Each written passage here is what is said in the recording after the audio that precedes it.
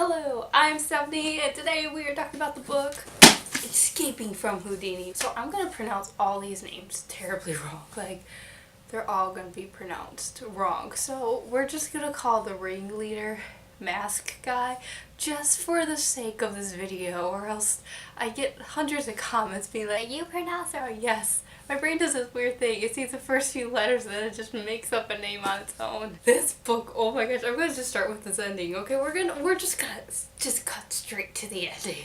First of all, is that part where she comes up from the final and my heart is starting to pound. Like, it is pounding in my head. I'm like, oh my gosh, what's about to happen? That box she got with Liza's finger, which we never really find out if it's actually her finger or not. With the play card, I thought that was gonna be like the final act or something like that, like this tarot card. Audrey Rose goes up for the final, and Thomas annoyed me so much in this part because Audrey looks out and Thomas isn't there. And next thing we know, he's sitting in front of this looking glass. And we find out Andreas is the killer. I know, we're just gonna cut to the chase here. We're just gonna cut to the chase. Andreas is the killer. And I'm like, what the heck is happening? Like, I don't think she was gonna kill Cresswell. Like, I knew that probably wasn't gonna happen.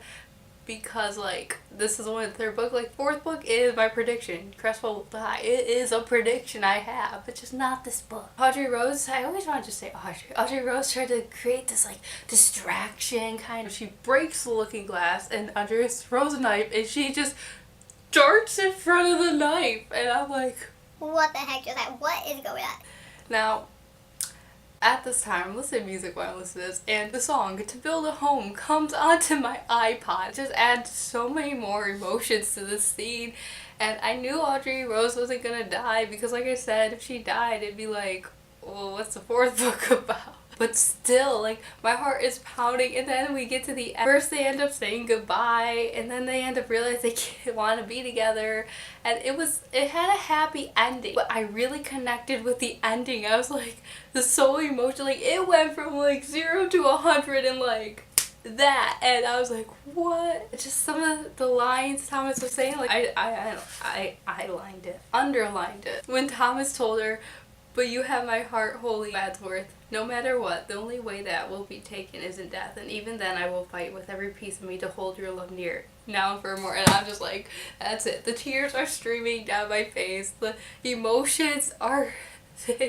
I want to chuck the book across the room and cry, but I was at work and I work in a library and I don't think that would have been acceptable at the time, and I think my boss wouldn't like it, nor anyone in the library would like it, so I had to kind of just like bury the emotions. Like, I know, it's surprising. I'm a ginger, but I have feelings, and like, what the heck happened? I wasn't surprised that Andreas was a killer, but yet at the same time I was, and this is where I think this book was different than the other books. Other books, there was clues going out throughout the whole book, and I was able to kind of always like sum it down to one or two people of who it was.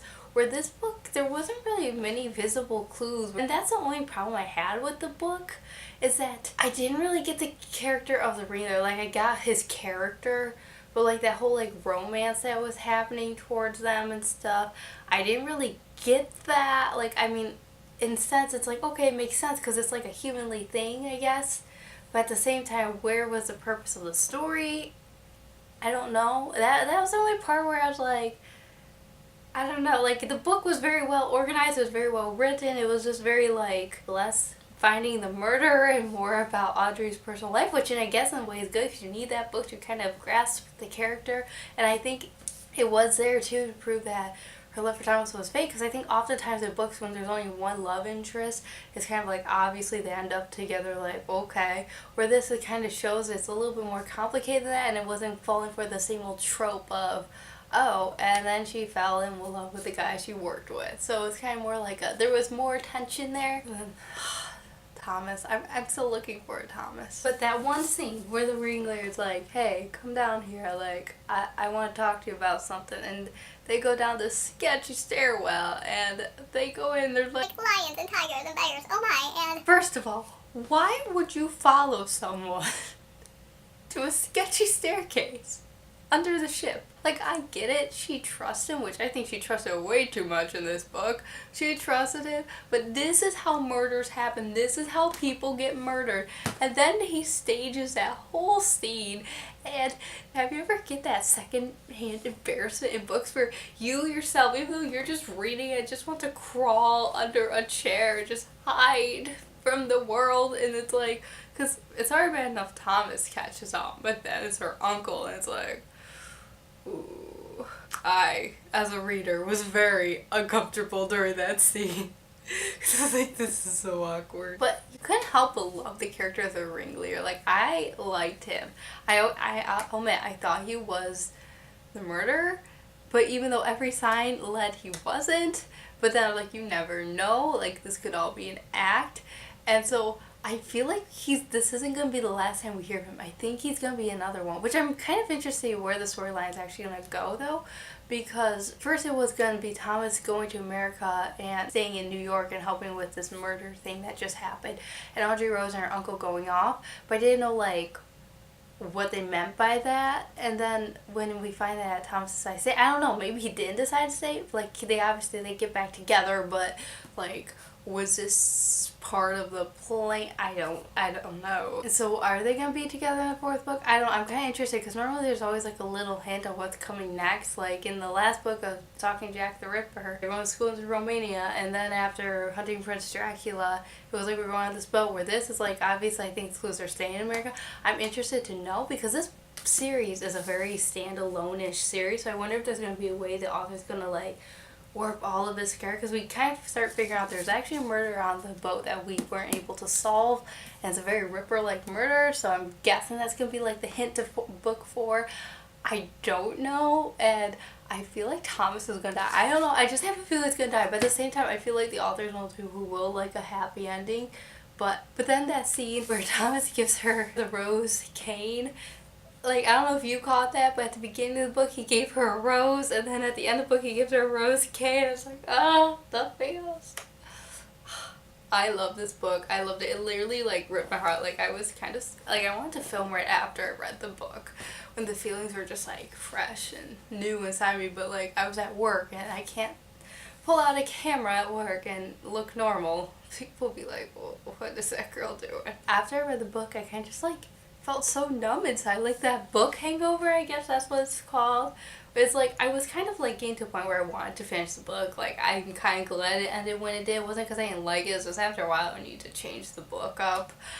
But I was like, what do I do with my life now? Now I have to wait a whole other year for it. Like, luckily it didn't end in a cliffhanger, so you have that to thank for, but it's like, I have to wait a whole year for book 4 to come out. Like, what do I do? Is there other things? Like, I literally kind of just sat there and like, I was like, I have to work on homework. Like, I have this huge quiz tomorrow and a paper due tomorrow, but I can't do anything because all I can do is sit here and think about this book. And oh my gosh, like, this series, like, I read, okay, so the Song of Jack the Ripper, I wanted to read it, like, before it even came out, like when they were first advertising it.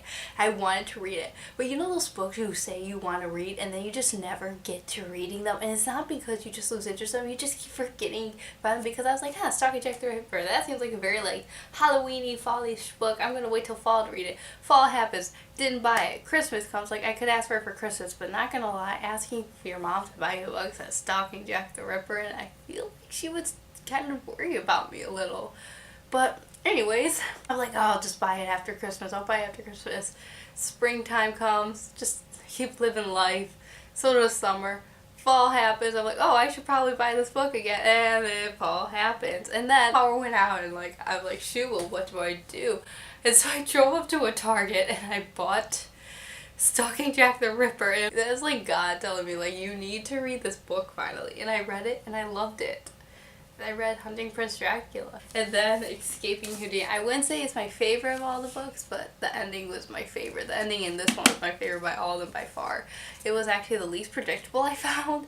It was kind of predictable as you were reading it, but wasn't predictable leading up to it, so that's what I thought was really cool about it. 5 out of 5 stars, for sure. I love the series because I love historical fiction. I don't believe enough books on historical fiction, and then it just being very like 1800-ish, and then be mystery. Like, I really like mystery books, but mystery books have to be written a certain way. There's only one other mystery series I really love, and just, I love these books.